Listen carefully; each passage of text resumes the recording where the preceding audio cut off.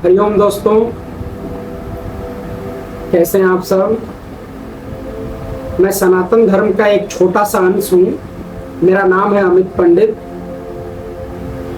जैसा कि आपने मेरे पिछले वीडियो में देखा था, मैंने अपने पिछले 4 वीडियो में ऋग्वेद के पहले सूक्त का संपूर्ण वर्णन दिया है। आप चाहें तो उसको जाके अभी देख सकते हैं। मैं इस वीडियो में आपको दूसरे सूक्त के पहले मंत्र के बारे में बताने जा रहा हूं, जो इस प्रकार है।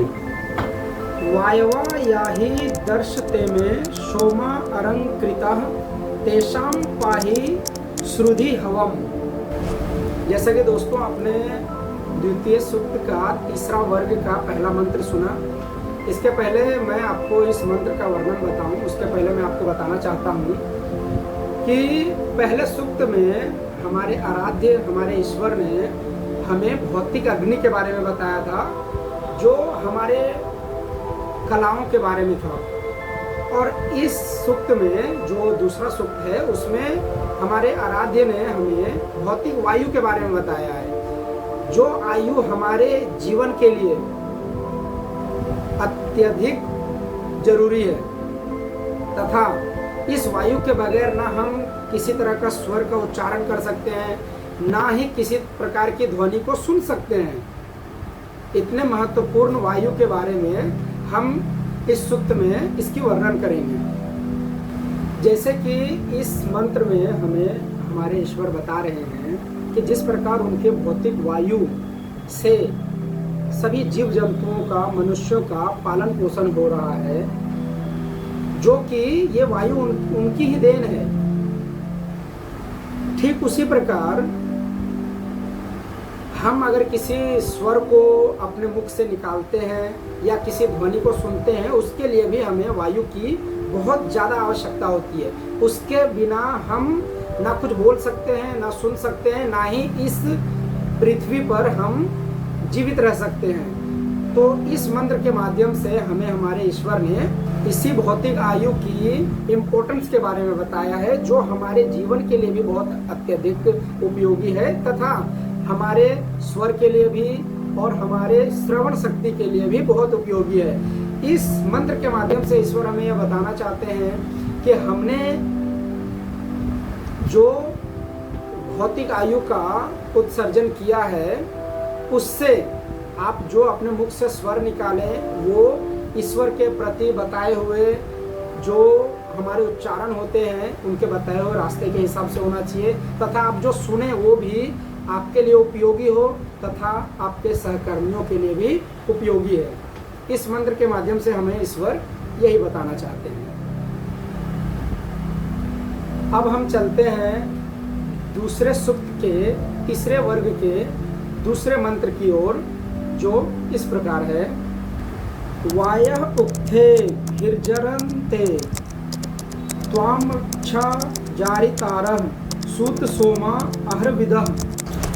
इस मंत्र के माध्यम से ईश्वर हमें यह बताना चाहते हैं कि जो वेद हम अभी पढ़ रहे हैं और जिस वेद के बारे में हम जानना चाहते हैं इस वीडियो के माध्यम से, इसको भी सुनने के लिए हमें वायु की इतनी आवश्यकता है कि अगर यह हमारे ब्रह्मांड में, हमारे पृथ्वी पे, हमारे वातावरण में मौजूद ना हो, तो हम इन वेदों के ज्ञान की प्राप्ति कतई नहीं कर सकते हैं, और इसके बिना हमें किसी भी प्रकार की ध्वनि का श्रवण नहीं हो सकता है।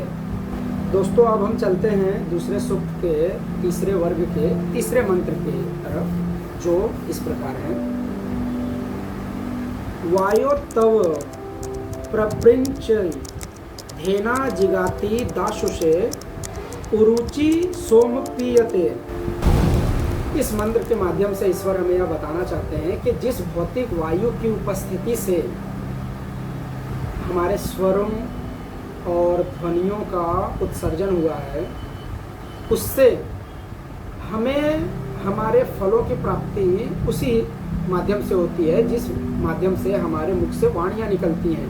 तथा अगर हम वेदों का पाठ करते हैं, सुनते हैं, वेदों के बारे में बात करते हैं, तो हमें सकारात्मक विचारों की प्राप्ति होती है तथा हमें फल भी उसी हिसाब से मिलते हैं जिस हिसाब से हम अपने मुख से हमारे ध्वनियों का उत्सर्जन करते हैं।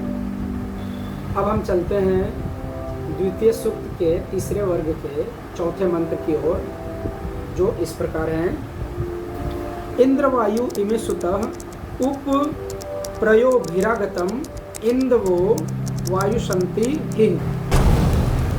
इस मंत्र के माध्यम से ईश्वर हमें यह बताना चाह रहे हैं कि भौतिक वायु से जो हमारे शब्दों के उच्चारण होते हैं उससे हम अथाह प्रेम,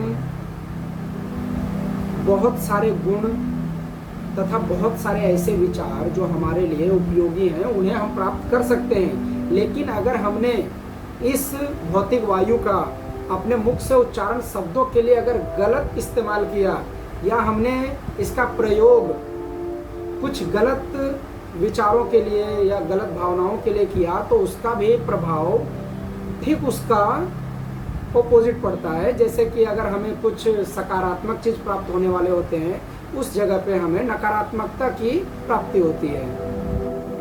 अब दोस्तों हम चलते हैं दूसरे सूक्त के तीसरे वर्ग के पांचवें मंत्र की तरफ, जो इस प्रकार है। वायुविन्द्रश्च चेतथ सुतानां वाजी निवसु तावायात मुपद्रवतः। इस मंत्र के माध्यम से ईश्वर हमें यह बताना चाहते हैं कि जो भौतिक वायु है उसी के माध्यम से हमें इंद्र भगवान यानी कि जो वर्षा होती है हमारे पृथ्वी पे जो वर्षा होती है उसमें भी हमें भौतिक वायु की बहुत ही अत्यधिक उपयोगिता है, जिससे हमें हमारे भोजन के लिए अनाज मिलते हैं। अगर वह वर्षा ना हो तो हमें भूखमरी का भी सामना करना पड़ता है। इसीलिए हमें इंद्र और भौतिक वायु दोनों की उपयोगिता का ध्यान रखना चाहिए तथा इस भौतिक वायु की हमें पूजा करनी चाहिए, जिसे हम पवन देवता भी कहते हैं। तो दोस्तों ये द्वितीय सूक्त का तीसरा वर्ग समाप्त हुआ। जैसा कि आपने इस वर्ग में भौतिक वायु की उपयोगिता के बारे में सुना, अब हम अगले वर्ग की ओर चलते हैं, जो है चौथा वर्ग द्वितीय सूक्त का। तो अब मिलते हैं अगले वीडियो में, तब तक के लिए जय श्री राम, सुखी रहें।